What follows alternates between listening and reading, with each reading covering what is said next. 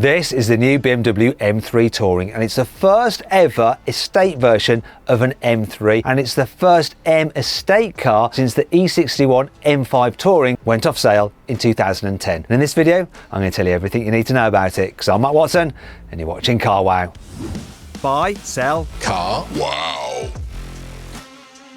Let's start this video by talking about the design of the new M3 Touring. Well, yes, it looks exactly like you think it would. It's a 3 Series Touring with the M treatment. That means, yes, you get that big beaver tooth grille, which I kind of like. From the front, it's identical to the saloon. Also, you get the same 19-inch alloy wheels at the front, 20s at the rear, and the load ride height. You also get the side skirts, and round the back, you've got the M rear bumper with built-in diffuser, big exhaust pipes, and of course, higher up on the estate tailgate, there is a spoiler. Isn't it a great thing that BMW are finally making an M3 Touring? Oh yes, though I did say that it's their first. It's not quite, it's a bit of a lie. See, back in 2000, BMW made for itself an E46 M3 Touring. Just like the normal coupe version, it had a 3.2 litre straight six naturally aspirated engine with 343 horsepower. It had a 6-speed manual gearbox. It was exactly the same as the normal E46 M3, apart from that touring body style. Thing is, BMW kept it secret. It didn't want anyone knowing about it. In fact, it only revealed it to the public. Oh, look what we did back in 2016. Wouldn't it have been brilliant if they put it on sale? I do not know why they didn't. Anyway, it is what it is. Just like that top secret, one-off prototype E46 based M3 Touring from 2000, the new car, which obviously will go on sale, is based on the current M3 Saloon, only in the G81 Touring body style. It is only available though in competition trim. That means you can't get the normal entry-level version. As a result, the 3-litre twin-turbo straight-six underneath the bonnet puts out 510 horsepower and 650 Nm of torque. Also, because the M3 Touring will only be available in competition, you can't get a manual like you can in the entry-level normal M3 saloon car. Another thing that you can't get with it is rear-wheel drive. So obviously with the M3 competition saloon, you can actually have it as a rear-wheel drive model or an all-wheel drive model. But because Tourings are supposed to be more practical, they're only going to offer it with X-Drive. Still, it is switchable X-Drive, so if you want to turn off the four-wheel drive system so it's rear-wheel drive only and drive like a complete hooligan, you can. In fact, if you want to see me driving like a complete hooligan in an M3, here you go.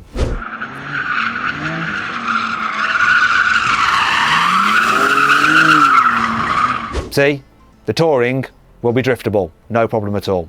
Actually, the Touring model might be a little bit more difficult to drift than the saloon because it's heavier, and a lot of that weight is at the rear because you've got those larger body panels and extra glass. Actually, the weight is 1,865 kilos, which is 85 kilos more than the saloon, which is already quite heavy to start with.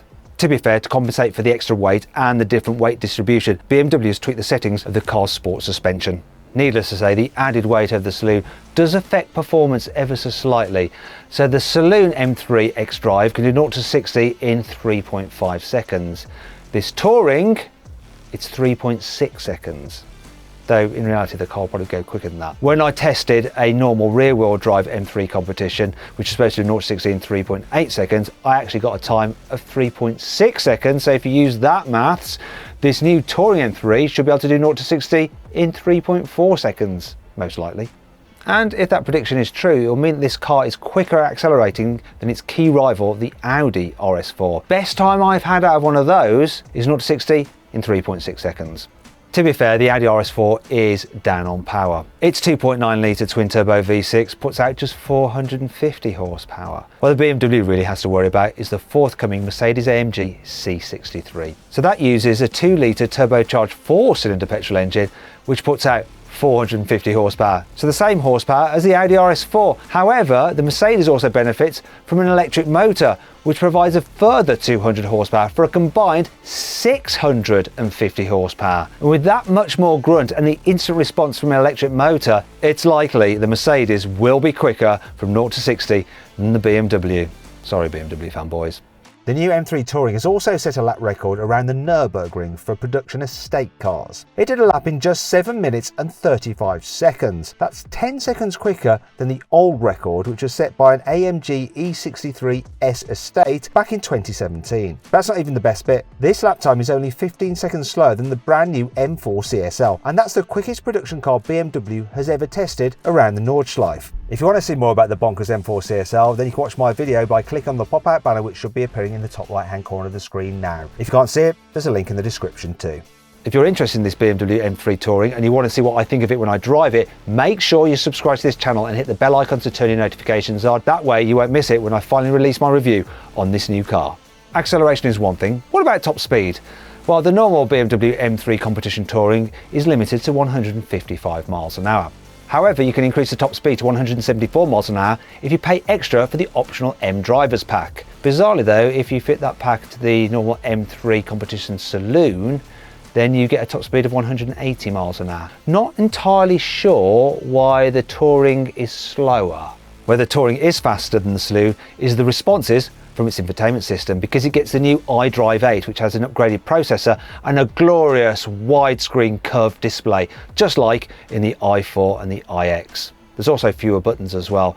Many are now touch sensitive controls, just like in those two electric cars. To be fair, eventually the saloon version of the M3 will get that system, but not for now. One thing the saloon will never get is the Touring's really useful split tailgate. This is an iconic part of a BMW touring car. Also, the boot capacity of the Touring is 500 litres, which is 20 litres more than the saloon. And it is easier to load because the opening is much wider than on the saloon's boot. So then if you're interested in this new M3 Touring, when can you buy it? Well, you can actually place an order from September this year. Production will start in November, which means that deliveries won't actually take place probably until early 2023. As for the price, it's going to be pretty much the same as the saloon. So it starts from just over £80,000, which is quite a lot really when you think about it, because you can get a normal BMW M3 40i Touring, which is fast enough, for £25,000 less. Is this new full fat M version really worth that much more than the M Lite? And is it worth £13,000 more than an Audi RS4? Let me know in the comments below.